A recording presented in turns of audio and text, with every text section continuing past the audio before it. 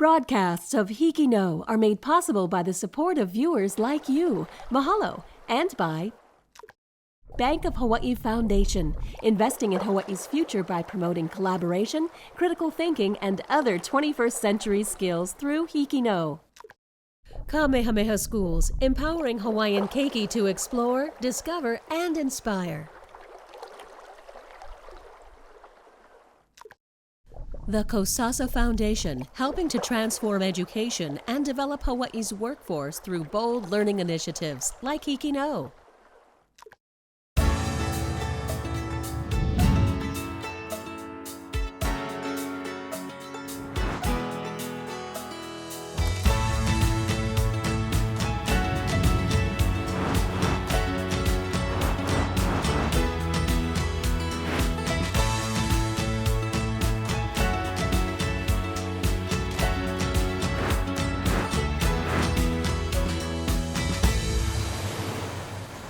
Hiki No, Hawaii's new wave of storytellers.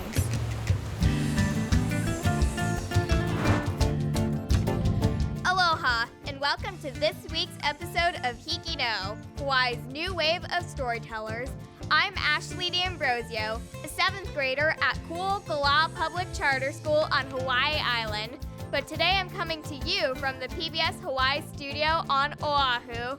Tonight you're in for a special treat. We get to watch some of the most memorable stories from Hiki No's most recent winter round of shows. There's a wide variety of stories and personalities, but they all have one thing in common: the student's perspective. First, let's travel to Hilo to E.B. De Silva Elementary School to meet Ivory Chen Hoon, a 2nd grader with a lot of wisdom.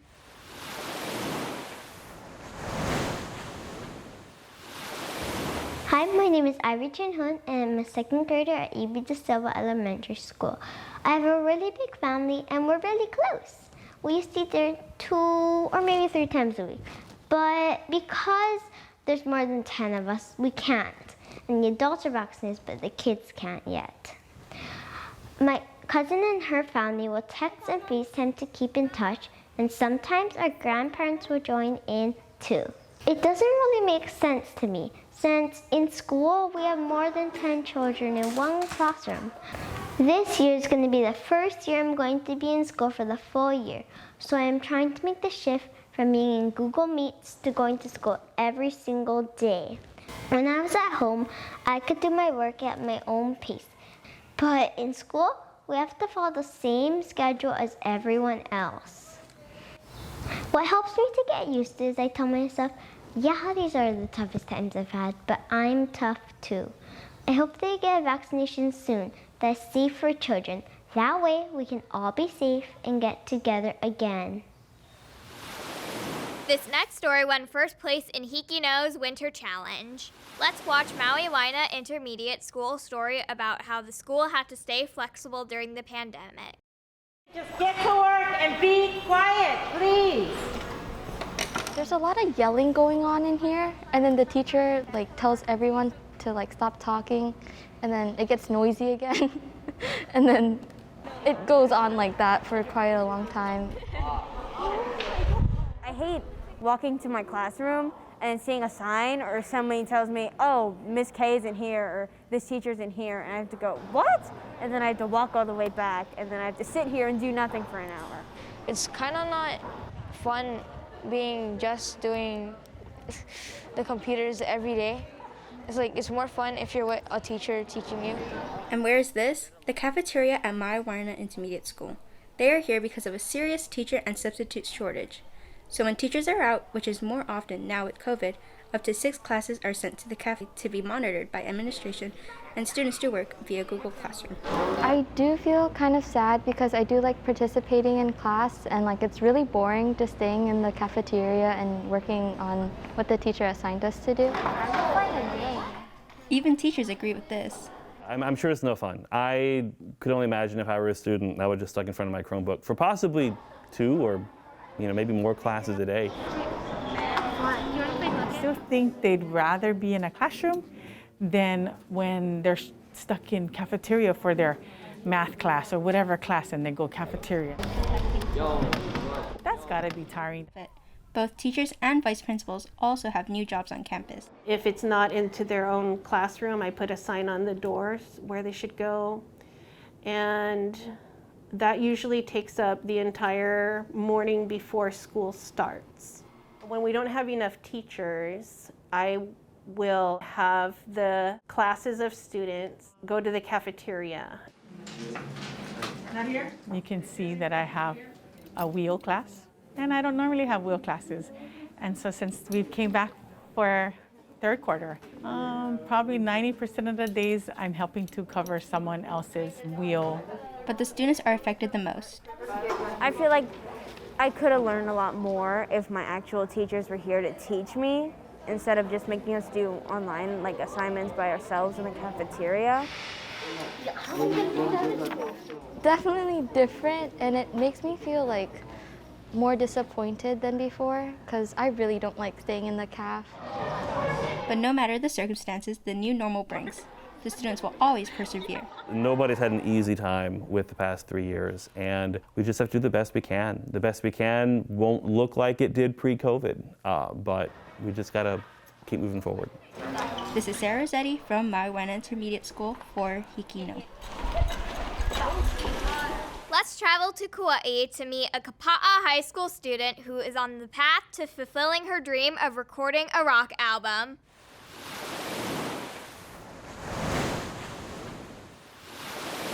This is Emily Hartshorn, a junior at Kapa'a High School on the island of Kauai. I'm recording this in my room on January 22nd, 2022. I picked up music when I was 6 years old, and about 2 years ago, I finally started writing my own songs. I spend a lot of time in my room, and I mean, like, a lot. Like, how has this person not gone completely insane? A lot of time in my room, playing the same riffs over and over again, trying to glue them together in a way that can be considered music, while also trying to figure out how to say what I want to say without using the word ah! Thank you, Led Zeppelin. Until I finally give up and say, okay, that's good enough. That's usually when I start recording them.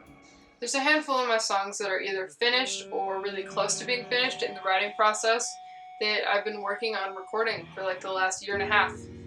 But none of them, as of right now, are 100% done. Recording music can be really challenging and just full-on annoying sometimes. Yeah. There is so much just troubleshooting and adjusting involved in recording literally one song. Other times, microphones will be broken, my guitar won't stay in tune, the bass will sound clunky, or I just can't nail a drum part. Along with fun technical issues, I've also been plagued with minor muscle and wrist issues. It's usually just a problem of overuse, but none of it has been serious enough to stop me from playing for longer than a few days. But obviously, it's not helpful. Okay, so at this point, you're probably wondering, well, if it's so hard, then why do you even do it anyways? I love music, and I know that's very straight out of the book and very cliche, and saying it's cliche is cliche, but I love it so much.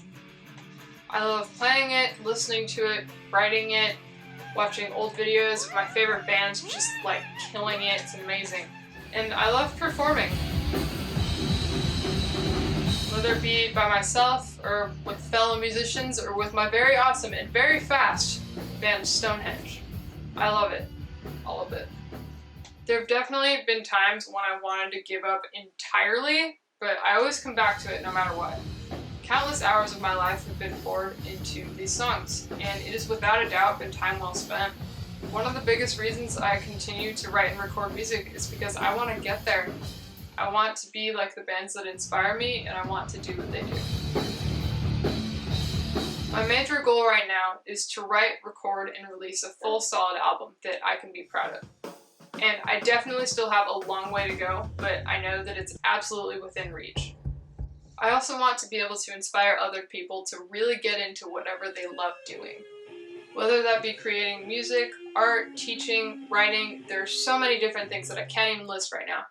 But part of my mission is to inspire people to say, yeah, I can do this, and believe in themselves, because heck yeah, you can.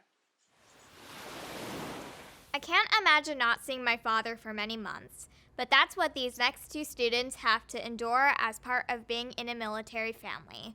Let's watch Aliyah Manu Middle School's piece entitled More Than a Dad. You got this, Mom. Oh, shoot. I'm overwhelmed. Many kids just think of their parents as the ones who support them, spend time with them, and take them on fun adventures. On the other hand, military kids don't get as much quality time with their mom or dad. Military children often experience their parents traveling far away for weeks or months, and what they do when they're gone and how they feel when they leave their families can be surprising. Aaron Williams is one military father. He has been in the military for 20 years. Throughout my career, some of the standout experiences have definitely been the travel. Getting to travel to Egypt, to raise money and do some charity work for some of the mentally handicapped kids. He has a daughter, Alona, who has her own opinions on how she feels about him leaving. Deployments and having your dad being sent to different places can be an emotional roller coaster for military children. Personally, having times in my life when I was younger, when my dad was gone, it was sad, but since I still got to talk to him, he got to tell me about all the crazy things he did, like when he went to Egypt and he got to go sand surfing and scuba diving, or when he went to Kosovo. So on the other side of things, there's also things that I didn't know about that he struggled through, like he struggled through depression and PTSD early on in his military career, and I didn't get to understand those things until now that I'm older. Being away from my family is rough. The travel and deployments are definitely an exciting experience, but they're some of the loneliest experiences in times of my life. The isolation and being away from the family definitely affects your mental attitude as well as some of your positivity. So it's definitely tough being away from the family. Gregory Arnold is another military father who's been in the Navy for 20 years. He, too, has his opinions about deployments and leaving. Being apart from your family on deployment is one of the worst parts about long deployments. I've done 5 of them total.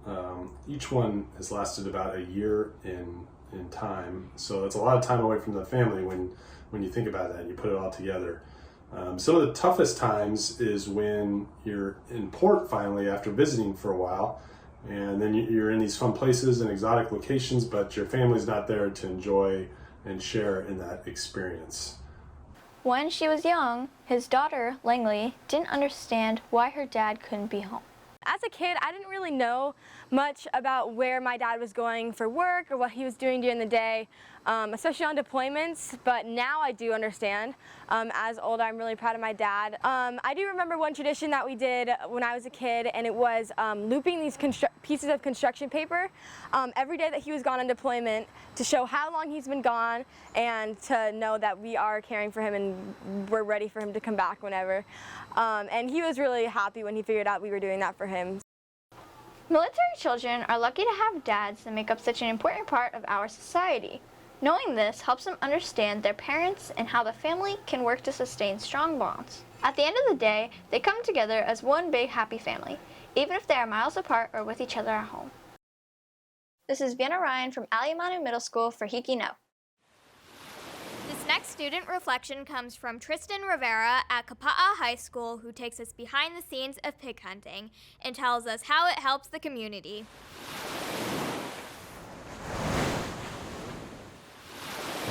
Hi, my name is Tristan Rivera, a sophomore at Kapa'a High School on Kauai, and I'm filming this video at my home on December 15, 2021. My family and I are hunters. We was hunting as a way to put food on the table and save some money. Wild pigs are an invasive species, and our role as hunters is to help control their population. They search through anything they can find, like rubbish bins, spreading trash and making a mess. They love rooting, which destroys our native plants. Wild pigs try to survive by any means. Wild pigs also have a rapid rate of reproduction. They have 5 to 6 piglets per litter and can start mating at a really young age. And in Hawaii, pigs have no natural predators. This is the role I play with my family. There has also been an increase in general food prices, with meat being impacted the most. This can be very hard for families that are just able to scrape by. To adapt, my family relies on doing what we love, Hunting for our own food saves us a lot of money and provides fresh meat from the land. It benefits our health because the meat we get from wild pigs has more nutrients and less saturated fat than your average store-bought meat. I've learned different cooking techniques to tenderize the meat and make it really tasty, like marinating with cubed green papaya. It's just like any meat that could be used for cooking, and the texture depends on the size of the pig and how we prepare it. I am so proud to be a hunter. I'm able to learn so much which other people don't understand. Hunting gives me the opportunity to help out my community with controlling the population of wild pigs. You may have heard that not everyone fits into the typical gender pronouns of he or she. This piece from Waiakea High School on Hawaii Island explains how to best respect someone's preferred pronouns. Dylan? Yeah, I love Dylan. She's amazing. Yeah, Practicing using students' correct pronouns helps us understand that student self-expression and gender identity don't always correlate with each other and gives all students a sense of acceptance. Gender is a much more fluid concept, and it's important for people to be who they are with support from people like teachers. Recently, the addition of they/them pronouns to the traditional she, her, and he, him gives people the opportunity to identify as something in between. I think pronouns are the indirect way that you would want others to reference you as. So for example, she, her, he, him, they, them.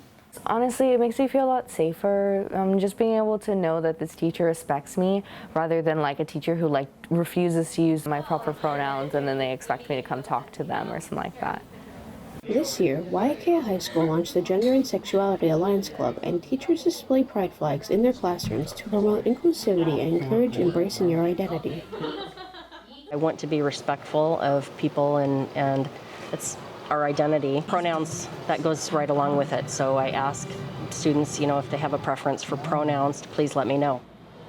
In my classroom, I try to model the use of pronouns for all students, regardless if students are cisgender, non-binary, gender fluid. I think that's important to model pronoun use so that it becomes an inclusive practice so that no one is othered by the process.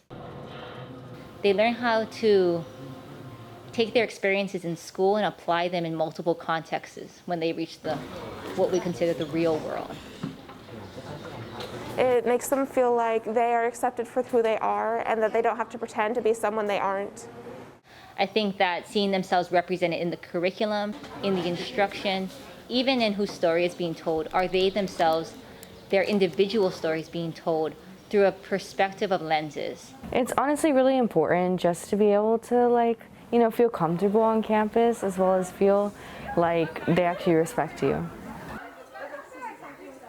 I would say inclusion is the bare minimum when it comes to a young adult's learning experience. I really want students to feel welcome on campus. I do my best to really try to encourage open dialogue in my classrooms and the things that I teach and the ideas that we talk about. And this is another part of that. It's part of a larger discussion about what it means to be a human being. This is Coda Castro from Waiakea High School for Hiki No. Does your family say I love you often? This next piece from Mina Suzuki at H.P. Baldwin High School shares a personal story of learning to show those around you how much you care.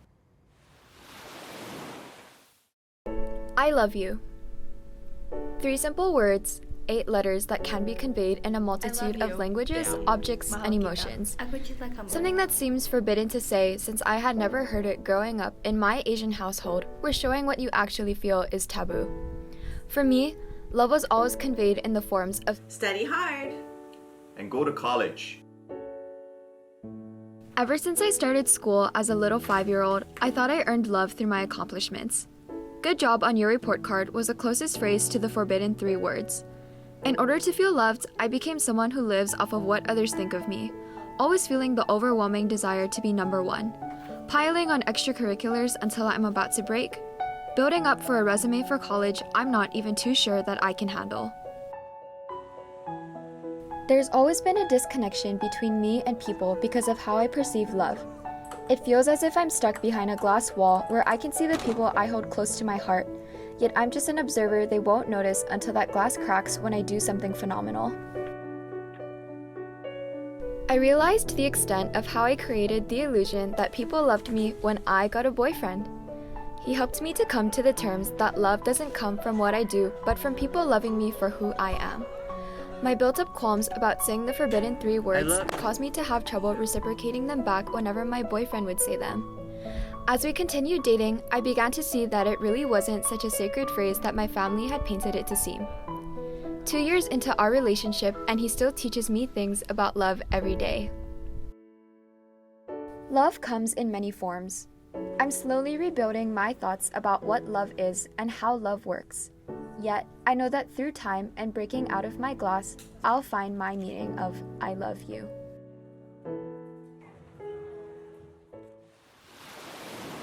This next video is a creative how-to with sage advice about how to approach someone you fancy. Let's watch. Pearl City High School, located in Hawaii, has over 1,000 students, ranging from different backgrounds, but high school life does get hard. Trying to fit in, homework due the next day, long lectures you'll eventually forget. It's tough, but you get to see your friends at least, and that wonderful individual you like. But you may be asking, how do I approach them, or get them to even like me? Here are some steps you can follow. Be confident. Look at yourself and say, you got this. Okay, now since you're confident enough, let's take a step further and talk to them. Maybe ask them about their hobbies, or their favorite food. Keep them entertained. Talking to them allows both you and them to have funny conversations to deep meaning talks that you won't even share to your friends. All those steps aren't going to waste. Now ask them to hang out and get to really know them. Who knows? They might even have a little crush on you. At the end of the day, if they do or don't like you, you've grown so much. You're all smiling and confident enough. So just be yourself. Being a student isn't easy. This next piece from Kea'au High School on Hawaii Island is a creative short film that represents that struggle.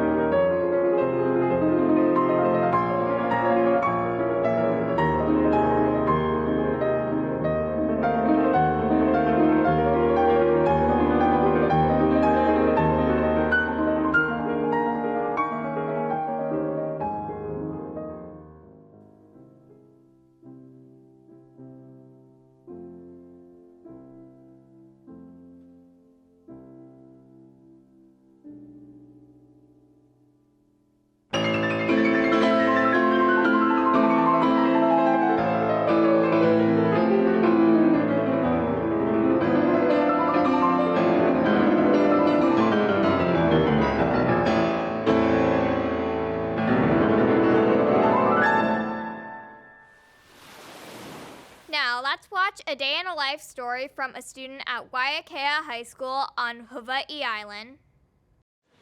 I am so excited for my last year of high school to be in person, but that also means that I have an entirely different schedule than what I've been doing for the past year and a half. My normal day usually starts with me completely ignoring all of my alarms until the very last one.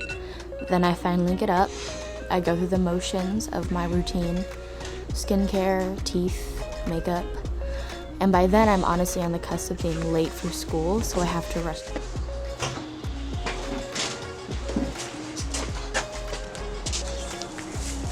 Thank you! I got my learner's permit recently, so now my mom lets me drive around Hilo with her.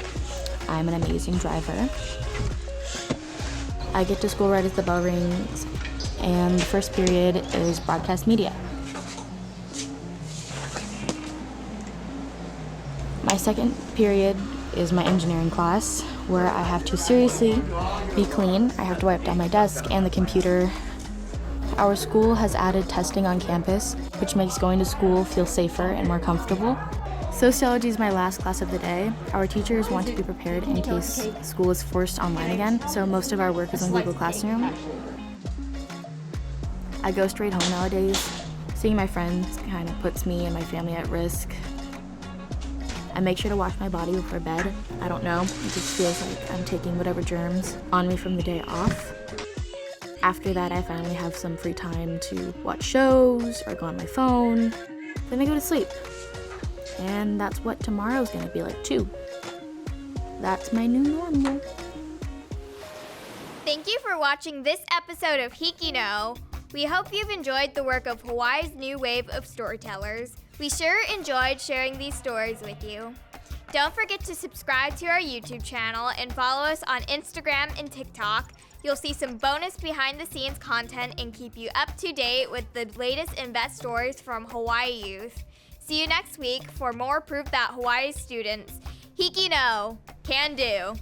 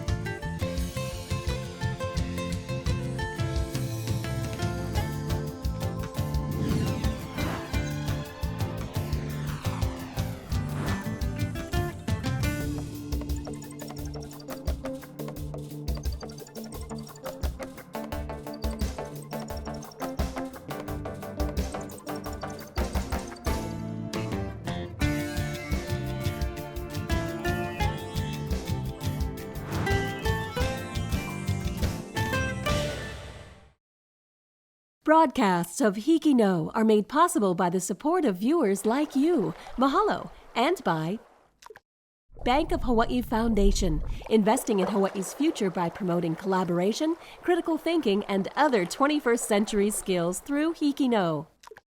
Kamehameha Schools, empowering Hawaiian keiki to explore, discover, and inspire.